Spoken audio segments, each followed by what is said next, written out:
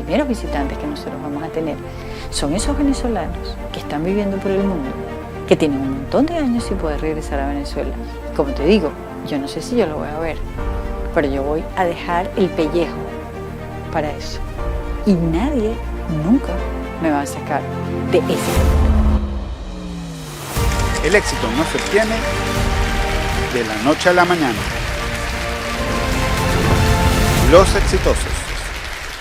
Presentado por Cambios Pipe, mucho más que una casa de cambio. Teprovoca.com, porque el sexo está en la mente. ¿Y tú, qué tienes en mente? Superautos Hialeah, hoy mismo sales manejando. Llama Diagnostic Lab, pruebas PCR COVID-19 con resultados garantizados el mismo día. K-Export, somos tu agente de envíos. Fue nombrada como una de las 100 mujeres más influyentes del mundo. Su amor por Venezuela le hizo crear una bitácora por los lugares más hermosos y recónditos del país. Acompáñame a conocer la historia de esta periodista que cree en Venezuela y en los venezolanos, y que es hoy, sin duda alguna, parte de los exitosos.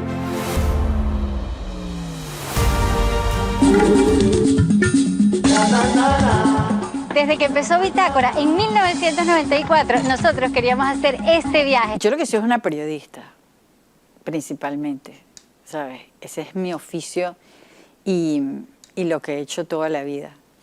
Y desde el periodismo mostrarle Venezuela a los venezolanos.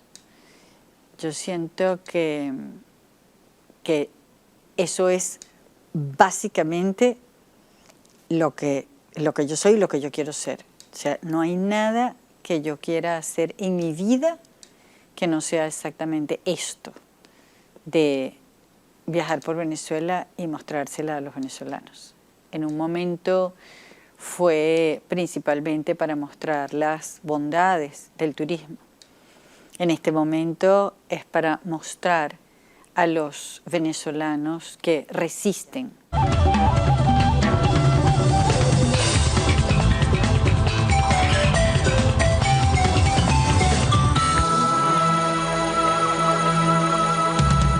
Y cuando yo regresé a Venezuela, yo solamente quería trabajar en la Biblioteca Nacional. Y fue el único sitio donde yo metí mi currículum y iba todos los días hasta que me aceptaran para trabajar allí. Y trabajé con Virginia Betancourt. Y ahí yo aprendí con Virginia que el acceso a la información era el auténtico ejercicio de la democracia. Que si nosotros le garantizamos a la gente el acceso a la información, la gente va a poder ejercer la democracia con conocimiento. Y a mí eso me quedó para siempre. Y yo dije, bueno, o sea, ¿qué es lo que yo quiero hacer? Que la gente tenga acceso a la información sobre todo lo que tiene Venezuela.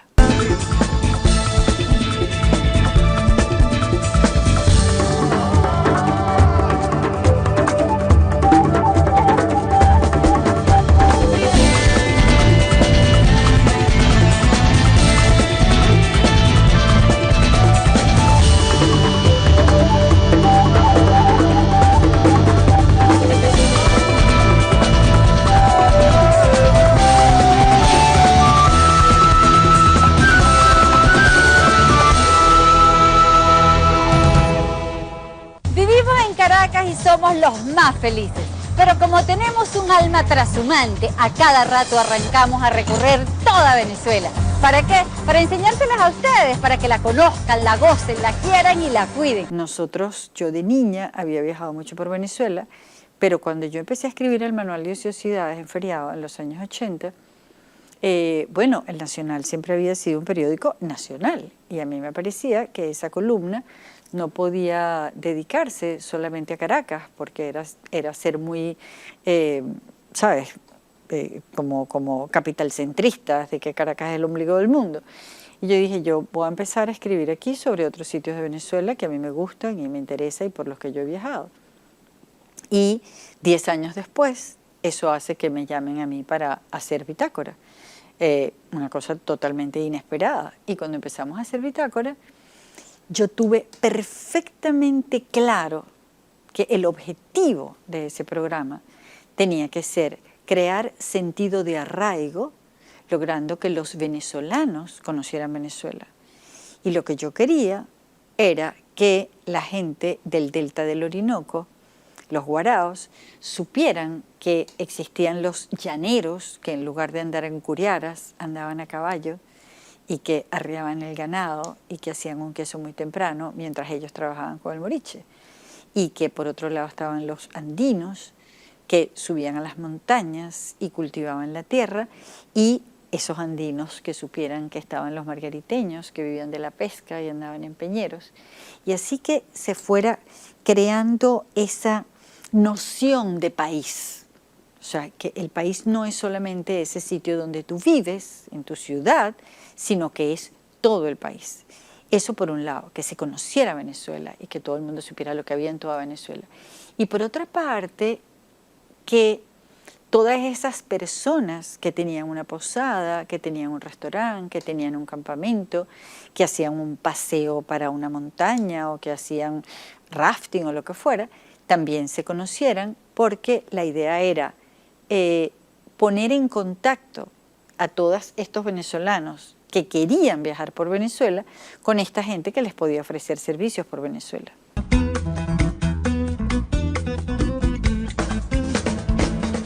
Primera parada, Las Malteadas La Paz, en todo enfrente de la plaza. ¿Cómo estás? ¿Cómo estás? A la orden. Yo quiero una malteada. Tenemos la leche malteada, que es la tradicional de Bogotá. Esa es la que yo quiero, la de toda la vida. Ah, como no, usted la prepara. Ok. Por fin mi malteada.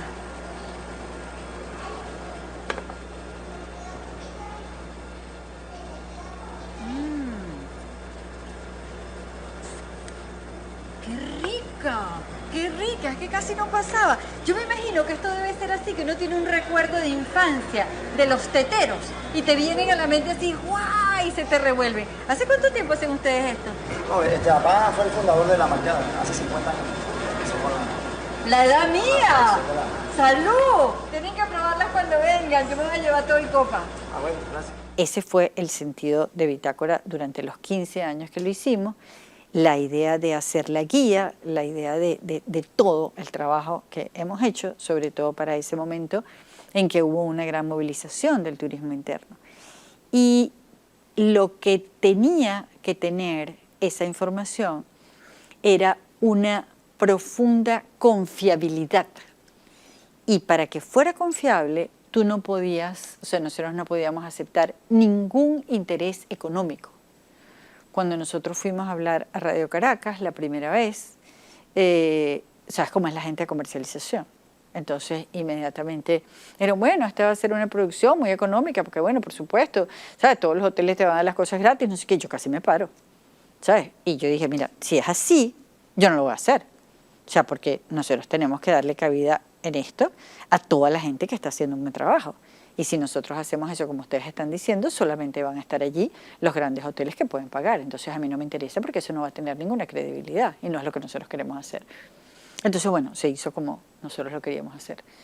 Y claro, y fueron 15 años haciendo Bitácora, y la verdad es que no se estaba haciendo nada así en televisión.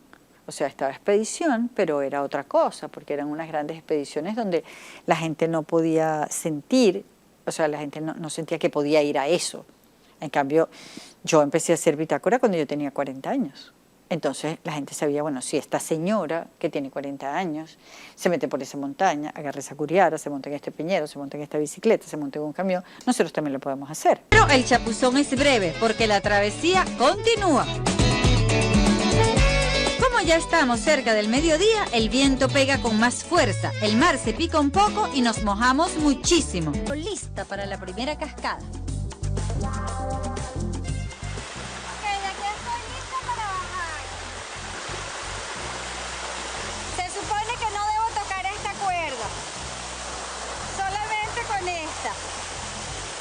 Y siempre quisimos que fuera una guía, ¿sabes? Que fuera una auténtica guía donde tú le decías a la gente cómo puede llegar, dónde se puede quedar, dónde puede comer, con quién, ¿sabes? Quién puede ser su guía en este sitio. Entonces, mira, cuando tú tienes un objetivo perfectamente claro y ese objetivo siempre fue crear sentido de arraigo, tú no te sales de ahí, nunca. Y eso marca, y yo estoy absolutamente segura que ese fue el éxito de Bitácora. La verdad es que hoy amanecimos con una fuerza nueva en el alma, bien sabrosa, que son el orgullo y la dignidad, porque tenemos con qué y tenemos por qué, que es por Venezuela. Cuando nosotros empezamos a hacer Bitácora hace 13 años y llegamos aquí con nuestra carpetica bajo el brazo a presentar nuestro proyecto, ellas eran unas muchachitas, unas criaturitas, ellos también, aquí estamos con todo el equipo, y lo que quisimos siempre fue lograr el sentido de arraigo, que cada venezolano sintiera que el país le pertenecía, que le dolía, que lo iba a defender. Por eso hoy nos llenamos de tanto orgullo cuando vemos esa manera tan valiente, tan audaz, como hemos defendido no solamente la libertad de expresión, sino nuestro canal RCTV, que durante estos 13 años nos permitió salir al aire sin censurarnos ni una sola vez como productores independientes. Cuando cerraron Radio Caracas, yo dije, bueno, ok, no podemos seguir haciendo televisión ahorita. Y entonces yo dije, yo voy a hacer radio. Y acepté hacer el programa de la mañana de Onda, de 6 a 9 de la mañana, con Alonso Moleiro. Y yo dije, ahora a mí me toca meterme en política, porque yo voy a fijar posición ante este atropello de esta dictadura, de este gobierno. Y estuve 5 años allí haciendo radio, y lo que hicimos fue que ese programa lo íbamos, o sea, transmitíamos desde muchísimos sitios de Venezuela con el Conrex. Claro, después Alonso, pues no quería salir de Caracas porque había tenido una niñita, y entonces yo dije, bueno, yo aprendí a manejar el fulano Conrex y viajaba yo, ¿entiendes? Porque siempre una urgencia de mostrar lo que pasa en todo el país. O sea, yo soy caraqueña y yo adoro Caracas y me encanta vivir en Caracas y yo no me voy a mudar a ninguna otra parte.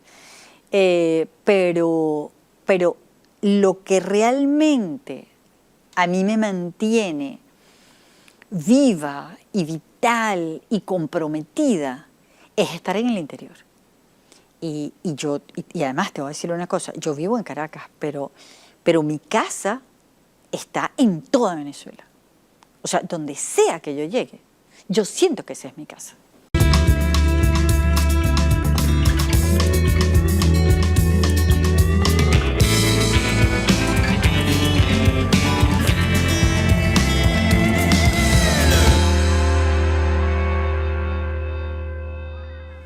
Y después, cuando nos llamaron de IBC para hacer el programa y la posibilidad de hacerlo con Ariana, yo dije, vamos a hacerlo. Hicimos 4 temporadas. Y después Ariana no lo pudo seguir haciendo por el bebé, aunque hicimos toda una temporada entre ella embarazada y después con el bebé, con Río. Y después yo dije, pues yo lo voy a hacer yo sola. Hicimos 14 programas ahorita, entre enero y julio. En pandemia, sin gasolina, con cortes eléctricos, sin agua, o sea, con todas las dificultades, y los hicimos. Y ahora yo lo que quiero es hacer mi canal de YouTube, porque yo siento que nosotros somos un país regado por el mundo, y yo lo que quiero es contarle a los venezolanos que están en el mundo entero qué es lo que está pasando en Venezuela y qué es lo que se está haciendo en Venezuela, y probablemente después empiece a contar lo que hacen los venezolanos en todas partes del mundo. O sea, pero siempre vinculado con Venezuela y con lo que hacen los venezolanos. O sea, porque a mí me parece que allí hay una fortaleza muy grande, porque nosotros nunca fuimos un pueblo con pertenencia, con sentido de arraigo, con orgullo de ser venezolanos. Nosotros hemos empezado a sentirnos orgullosos de ser venezolanos ahora, cuando sentimos que el país se nos desaparece. Y lo sentimos los que estamos allá y los que andan por el mundo. Y la venezolanidad se instaló en todos nosotros, y el sentido de arraigo es la fortaleza que nos mantiene pues en ese espíritu de resistencia en todos lados. Entonces yo nunca voy a dejar de hacer exactamente lo que estoy haciendo y siempre voy a buscar los medios para hacerlo.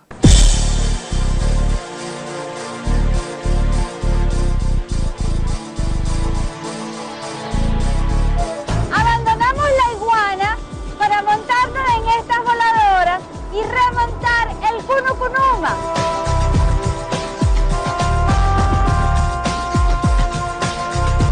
Todo venezolano tiene que venir siquiera una vez en la vida para que sepa la clase de privilegios que tiene nuestro país. Hay una imagen que usó un amigo hace poco en una conferencia y decía que si él tuviera que describir a Venezuela, diría que es una pradera quemada, pero con brotes verdes. Y eso es verdad. O sea, hay sitios a los que yo más nunca he podido volver, porque la península de Paria, porque está tomada por el narcotráfico. Sin embargo, en la península de Paria está la gente de Chocolate Franceschi, que hace maromas para poder llegar hasta allá, pero nunca ha dejado de producir y se siguen ganando un montón de premios. Yo no he podido volver al Amazonas porque es dificilísimo llegar hasta allá y todos los campamentos que hubo en su momento ya solamente queda que sí una posada. Ciudad Bolívar, que tendría que haber sido una ciudad donde haya mucho turismo, pero ahí hay un muchacho que ha resuelto que él quiere ser guía turístico y camina 2 horas para llegar hasta el casco histórico y aprende inglés por su cuenta, porque él sabe que un día los turistas van a regresar. Y los tachirenses deciden que ellos van a tomar el peso colombiano como moneda y no le preguntan a nadie, sino que toman el peso colombiano como moneda porque es la única manera de salir adelante con sus cosechas y con sus siembras, porque si se las siguen pagando en bolívares, con la devaluación, pues van a quebrar. Entonces consigues en Venezuela otros valores y otras actitudes. No hay prosperidad, definitivamente no la hay. Y la situación es muy crítica y es muy dolorosa y la inflación es un horror y hay problemas de seguridad, aunque ha bajado un poco, ¿sabes?, la cosa de la seguridad. Pero hay gente que insiste en hacer las cosas. Los medios de comunicación, en general, todos, hablan de la realidad aplastante y de las miserias de Venezuela. Yo decidí hablar de la gente que lo hace bien y de sus bondades. Y eso es verdad también. Eso también existe. Aquí es justo donde cae el Salto Ángel. Y yo siento que hay que hablar así, pasito. O sea, respetando su momento de caer, de desbarrancarse por el Ollantaytambo para abajo, para que todos lo veamos desde donde estemos. La caída de agua más alta del mundo y la tenemos nosotros aquí. Les juro que es de respeto absoluto, absoluto. Es como caer con él.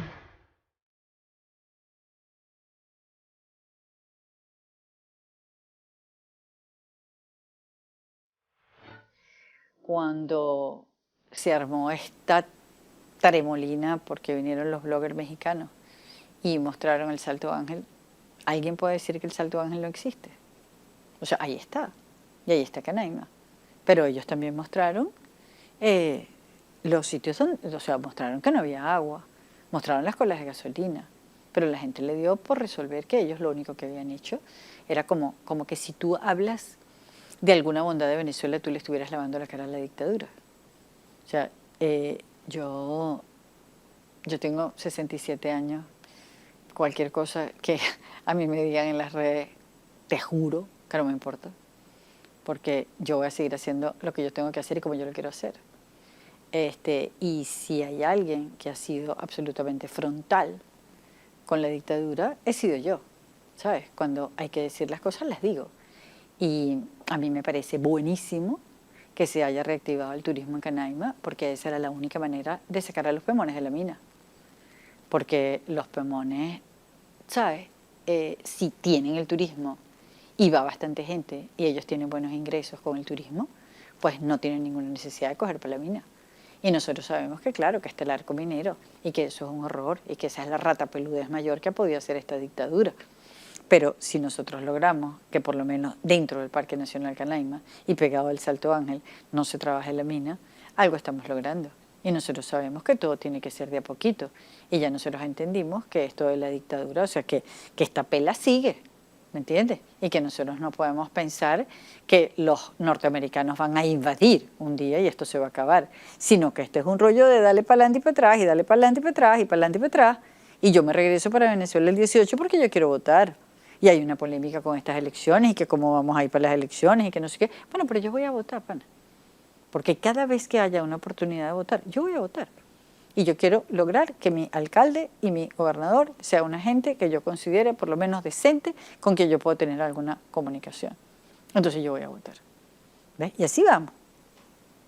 Y yo, así como te digo, que lo único que yo quiero hacer en la vida es esto que yo estoy haciendo, yo voy a seguir hablando de las bondades de Venezuela y no importa lo que la gente piense.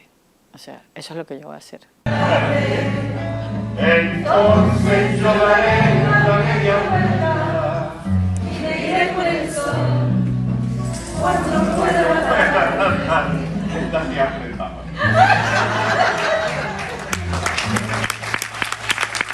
¡Wow! Pero qué cosa tan bonita. Esto sí no me lo esperaba. Miren. Oye, vale, qué chévere. Qué chévere. Yo lo que quiero que sepan todos los venezolanos es que yo hago esto desde el amor y la convicción más absolutas. Y por eso es que lo voy a seguir haciendo. Porque yo creo profundamente en Venezuela y en los venezolanos. El éxito no se obtiene de la noche a la mañana. Los exitosos.